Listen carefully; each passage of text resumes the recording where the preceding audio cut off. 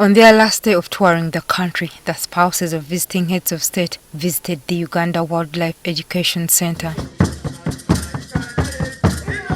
Led by the third Deputy Prime Minister Rukia Nakadama, the guests took in some of the flora and fauna preserved in this place. Years old, the one moving. Our next exhibit is not very far from here. According to tourism officials, the visit by the NAM and G77 heads of state and government spouses is an indicator of the country's growing tourism sector. It means a lot because they have been able to see Uganda's wildlife in terms of plants, in terms of animals. They have seen and appreciated our programs like waste management, all the efforts we are doing in terms of conservation education. This makes them go back with information and become our ambassadors of what Uganda has to offer, the experience of feeding the animals, the experience of the diversity that we have. However, whereas the sector has grown by leaps and bounds in the past few years, officials observe that a lot of funding is still needed to step up the country's tourism efforts. This is more in terms of plant conservation and research.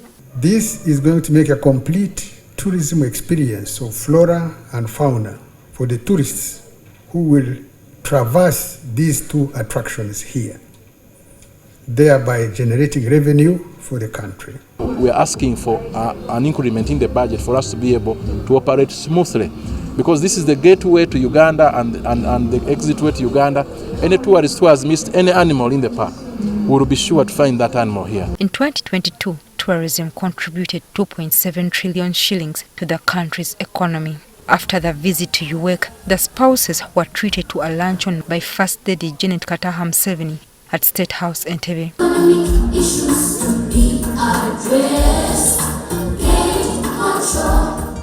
Here, Mrs. Museveni expressed regret that her guests had not seen more of the country during their short stay. It's been a pity that you did not have the opportunity to move out of the city.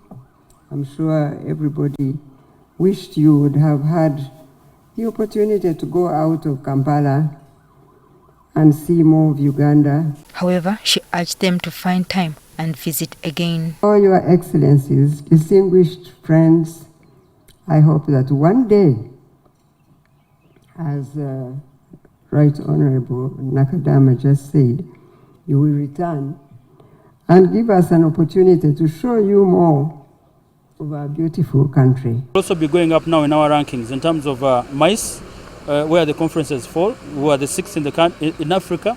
We hope to now go among the top 5 after hosting this. And we expect more money is coming in.